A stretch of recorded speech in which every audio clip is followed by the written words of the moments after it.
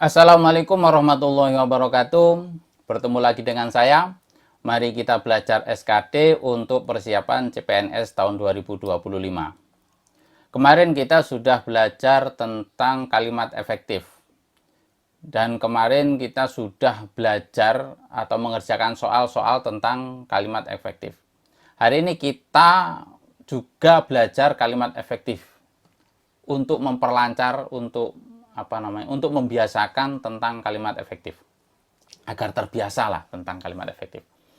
Oke, langsung saja kita ke soal nomor 1. Kesalahan penggunaan tanda baca pada kalimat di atas ialah, kita langsung bahas.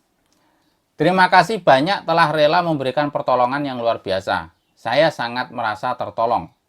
Kesalahan penggunaan tanda baca pada kalimat di atas ialah yang A. Pada awal kalimat dan akhir kalimat seharusnya diberi tanda petik. Dua tanda petik ini fungsinya, kegunaannya itu kalau kita mengambil perkataan orang. Seperti perkataannya Pak Soekarno misal. Proklamasi, ayo kita proklamasi. Nah, perkataan itu, misal itu perkataannya Pak Karno, itu kita kutip. Nah, itu menggunakan tanda petik dua ini. Misal perkataannya siapa? Gus Bahak tentang fikih misal. Gus Bahak mengatakan, nah, yang perkataannya Gus Bahak itu yang dikutip itu, nah itu menggunakan tanda petik. Itu kegunaan tanda petik dua itu. Berarti yang A ini kurang pas, salah. Terus yang kedua, di akhir kalimat seharusnya diberi tanda tanya. Tanda tanya itu fungsinya kalau ada pertanyaan. Dari mana? Nah, itu di akhir kalimat menggunakan tanda tanya, dikasih tanda tanya. Itu kalau kalimatnya pertanyaan. Tetapi di soal ini bukan kalimat pertanyaan, tetapi kalimat pernyataan. Berarti yang B ini salah. Yang C, setelah kata terima kasih seharusnya diberi tanda koma. Untuk tanda koma ini biasanya terdapat setelah kata-kata demikian. Nah, itu kalian bisa kalian cari di internet tentang pembahasan koma di IYD. Ini kurang pas juga. Terus yang D, setelah kata tertolong seharusnya diberi tanda titik. Nah, karena dalam soal ini merupakan pernyataan, jadi di akhir kalimat bukan tanda seru, tetapi harus menggunakan tanda titik untuk menunjukkan kalau itu adalah pernyataan. Jadi yang benar adalah yang D. Nomor 2. Manakah kalimat di bawah ini yang tidak efektif? Kecuali. Kalian cari dulu jawabannya. Kalau sudah ketemu, mari kita bahas.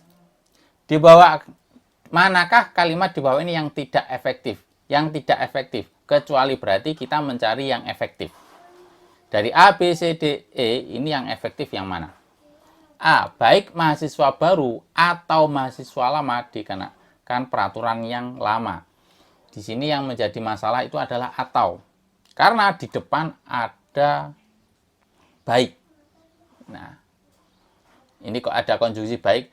Baik itu gandengannya adalah maupun.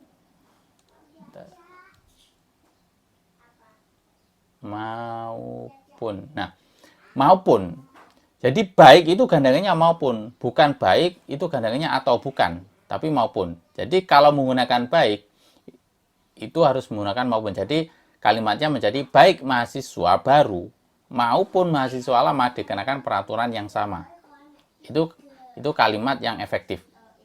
Yang berarti yang A ini yang salah. Yang B, Jakarta adalah merupakan salah satu kota tersibuk di Indonesia. Di sini ada kata adalah dan merupakan. Adalah dan merupakan ini suatu kata yang digunakan untuk mendefinisikan sesuatu. Adalah dan merupakan. Jadi adalah dan merupakan kalau digabung ini nggak efektif. Jadi kita harus menggunakan salah satunya. Kita menggunakan adalah atau kita menggunakan merupakan. Jadi kalimat yang benar itu adalah Jakarta adalah salah satu kota tersibuk di Indonesia. Atau menggunakan merupakan. Jakarta merupakan salah satu kota tersibuk di Indonesia, itu yang benar. Kalau adalah merupakan dijadikan satu, ini nggak efektif. Bukan kalimat efektif.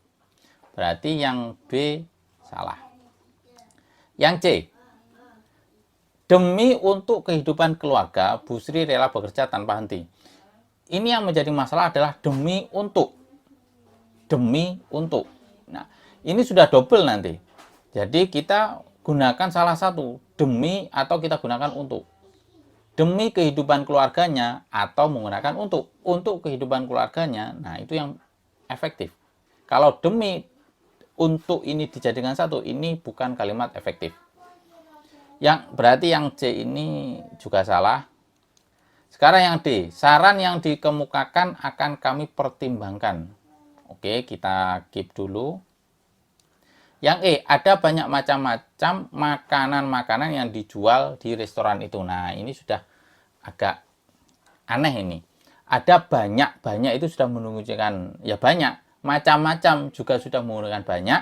Makanan-makanan itu juga sudah menggunakan mengartikan menunjukkan banyak juga. Jadi kalimat ini terlalu double, ini terlalu banyak. Jadi yang benar, kalimat efektifnya itu ada banyak makanan yang dijual di restoran itu, seharusnya seperti itu. Atau kita gunakan ada macam-macam makanan yang dijual di restoran itu. Jadi macam-macam. Atau ada makanan-makanan yang dijual di restoran itu. Atau seperti itu. Atau menggunakan ada berbagai macam makanan yang dijual di restoran itu juga bisa. Jadi jawabannya yang D. Lanjut nomor 3. Manakah di bawah ini yang termasuk kalimat efektif? Cari yang mana?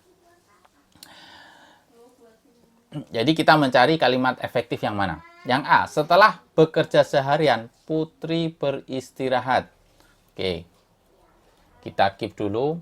Yang B, baik Budi atau Susan diberikan hukuman selama 3 tahun penjara.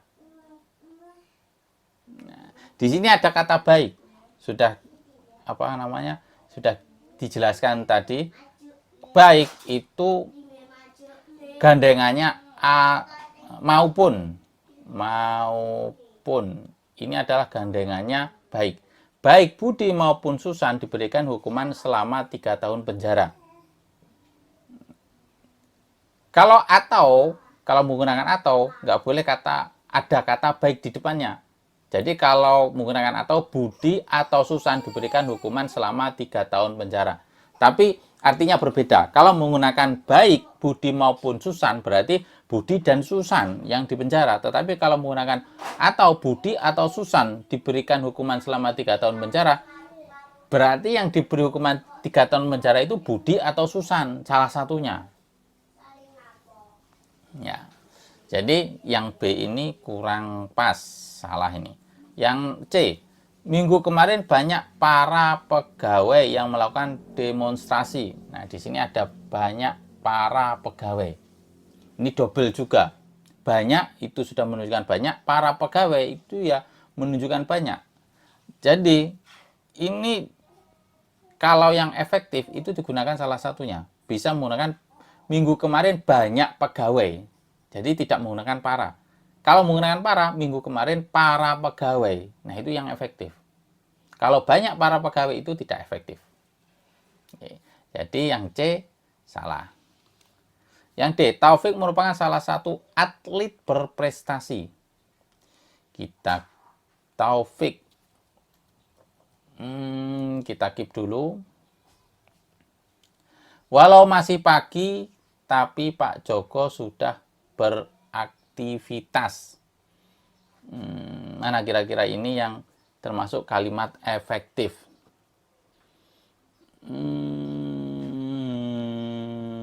Setelah bekerja seharian, Putri. Nah, ini subjek dan ini predikat. Ini bisa. Terus Taufik merupakan, nah ini Taufik subjek. Terus merupakan predikat dan salah satu atlet berprestasi ini pelengkap. Walau masih pagi, walau masih pagi, Pak, ini ada tapinya, ini yang menjadi masalah. Ada tapi. Walau masih pagi, Pak Joko sudah beraktivitas. Nah, tapi itu adalah konjungsi untuk menunjukkan perlawanan. Ada makna kebalikannya. Saya sudah makan tapi lapar. Makan itu kan menunjukkan kenyang. Nah, karena ada penghubung tapi, ini lawannya kenyang kan lapar. Saya sudah makan tapi masih lapar. Nah, itu kalau menggunakan tapi. Tapi di sini tidak ada perbandingan di ini. Ini berarti salah. Berarti jawabannya itu antara A dan D. Setelah bekerja seharian, Putri beristirahat. Ini sudah memenuhi kalimat. Kalau yang D, Taufik merupakan salah satu atlet berprestasi. Kira-kira yang benar yang mana? Antara A dan D.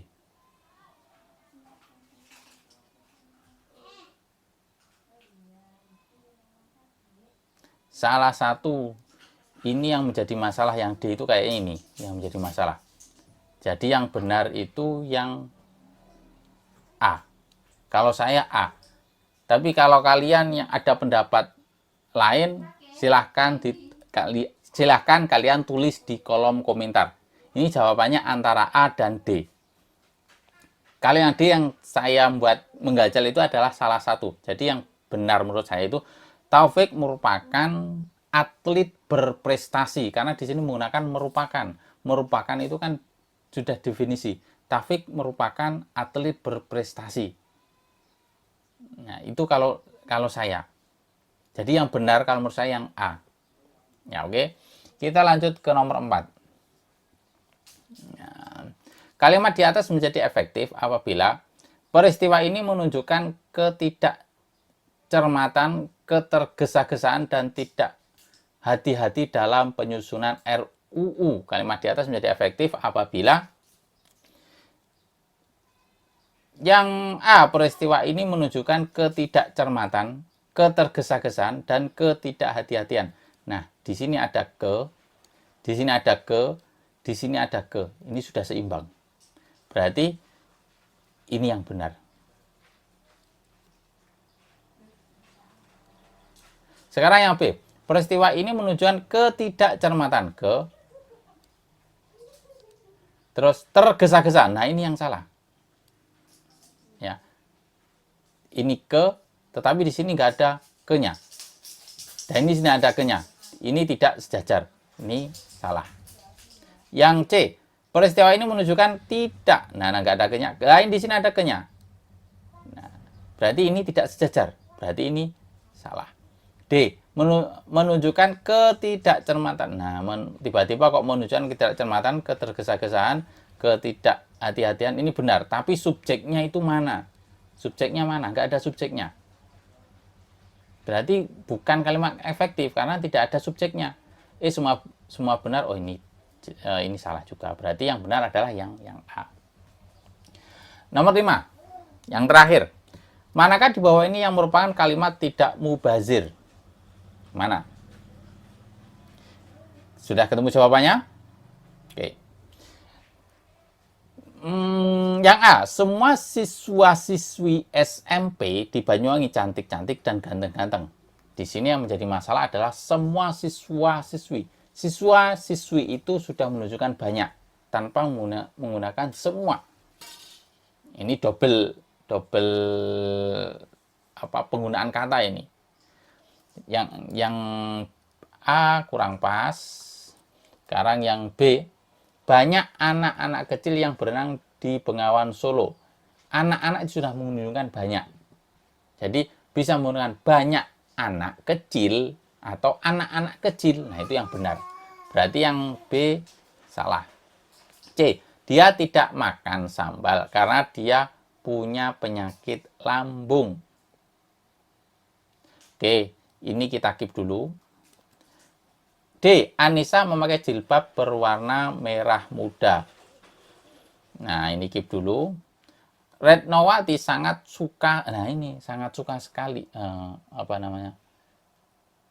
Nah, ini sangat suka sekali. Sangat suka. Nah, itu yang benar. Retnowati sangat suka buah durian. Atau menggunakan Retnowati suka sekali buah durian. Itu yang benar. Sangat itu menunjukkan sangat sekali itu ya sangat juga. Antara C dan D. Ternyata yang C ini ada kata dia ini yang membuat masalah. Dia tidak makan sambal karena dia punya penyakit lambung. Kenapa dia ini menjadi masalah? Karena di sini ada pengulangan kata. Ada pengulangan kata. Yang efektif, dia tidak makan sambal karena punya penyakit lambung. Tidak usah menggunakan dia lagi. Nah, ini yang efektif. Karena ada dia, berarti ada subjek ganda, ada subjek dua. Ditulis dia di depan, dan di sini ditulis dia lagi. Nah, ini malah nggak efektif. Yang efektif, dia yang kedua ini dibuang. Dia tidak makan sambal karena punya penyakit lambung. Jadi, jawaban yang benar adalah yang D. Oke, semoga bermanfaat. Insya Allah kita bertemu lagi di pembahasan lainnya. Saya akhiri. Assalamualaikum warahmatullahi wabarakatuh.